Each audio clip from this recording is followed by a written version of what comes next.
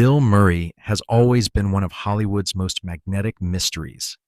A man who could make you laugh until you cried, or make you walk off set and never look back. Behind that half smile and sleepy voice lives a streak of defiance so sharp it's practically legend.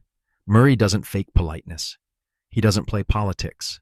And when he doesn't like you, he really doesn't like you. Over the decades, he's quietly built a list, not on paper but in attitude, of people who pushed him too far. Some were colleagues, others once trusted friends, but once Murray's patience burned out, there was no second chance. This is the unspoken list of the people Bill Murray simply couldn't stand. It begins at the birthplace of his career, Saturday Night Live. In 1978, when Chevy Chase came strutting back to host after leaving for Hollywood fame, Murray's dislike was instant. He'd replaced Chase after his exit and resented the smug grin that came with success. Murray saw arrogance, entitlement, and betrayal. When Chase cracked a joke about the new cast, Murray fired back, calling him a medium talent and accusing him of abandoning the show that made him. Chase snapped, Murray lunged, and before the cameras rolled, fists were flying in the hallway. Everyone nearby heard the shouting. Legends say the whole building shook. Even when they filmed Caddyshack later, Murray refused to stand near him. Scenes had to be shot separately. For decades afterward, Murray treated Chevy Chase's name like a punchline, a reminder of what he despised most: ego without soul. But his longest grudge wasn't with a rival, it was with a friend. Harold Ramis, the calm writer who understood his rhythm better than anyone, had once been his creative twin. Together they made Stripes, Ghostbusters, and Groundhog Day. Then fame shifted the balance. During Groundhog Day, Murray grew dark and distant, obsessed with turning the comedy into something bleak and philosophical. Ramis wanted warmth, Murray wanted misery. They fought over tone, meaning, everything. Murray started skipping calls, ignoring direction, refusing to rehearse. He told friends Ramis had gone Hollywood, chasing sentiment over honesty. When filming wrapped, Murray walked away without a word. For 20 years, he said nothing.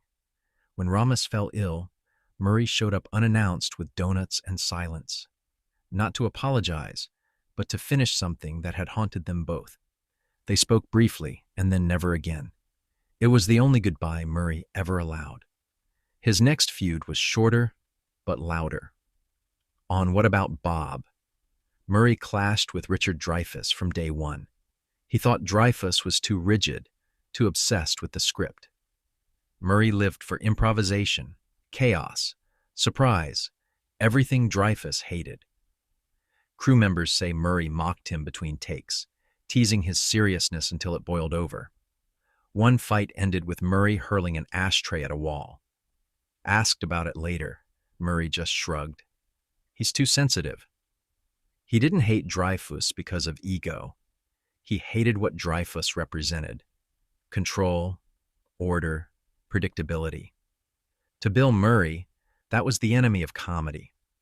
When Charlie's Angels started filming in 2000, Murray met Lucy Liu and disliked her almost immediately. She was confident, intense, rehearsed. Everything about her professionalism clashed with his off-the-cuff energy. During a rehearsal, he reportedly told her she couldn't act. She snapped back, defending herself, but Murray refused to back down. He told crew members, "I don't work with phonies." It became one of the most talked about arguments of the decade. He finished the movie but refused to sign on for the sequel. To Murray, Liu wasn't bad. She was just part of a newer Hollywood he didn't respect. He preferred instinct over polish, and when someone didn't fit that philosophy, he froze them out entirely. By the time Wes Anderson filmed The Life Aquatic with Steve Zissou, Murray had matured, or maybe just learned subtler ways to express his dislike. When Angelica Houston joined the cast, Murray kept his distance. He thought she was too refined, too theatrical for Anderson's offbeat world. He skipped her first day of shooting and avoided her in the makeup trailer. Houston later admitted, "He ignored me completely. He's a shit, but he's talented." For Murray, silence was punishment. He didn't shout this time. He simply erased her presence. To him, indifference was the cleanest form of contempt. Years earlier, Gina Davis had met that same side during Quick Change. She was meticulous, rehearsed, careful. Murray despised it. He believed comedy needed spontaneity, not planning. From their first meeting, he pushed her limits, greeting her with a bizarre massage gadget and later screaming in front of the crew. He thought he was toughening her up. She thought he was humiliating her. When asked about it later, Murray claimed she just didn't get the joke. But the truth was simple. He couldn't stand actors who tried to control him. If you have found this video interesting so far, don't be shy to subscribe for daily videos. For Murray, the only rule of performance was chaos. Even children weren't exempt. In one of his most notorious moments, 9-year-old Seth Green accidentally sat in Murray's chair during an SNL taping. Rather than laugh it off, Murray scowled, grabbed the kid by the ankles, and dangled him over a trash can before dropping him in. Everyone else laughed. Murray didn't. He later called it harmless fun, but the story says more about him than any scandal ever could. He had zero tolerance for anyone invading his space, even a child. It wasn't anger. It was principle.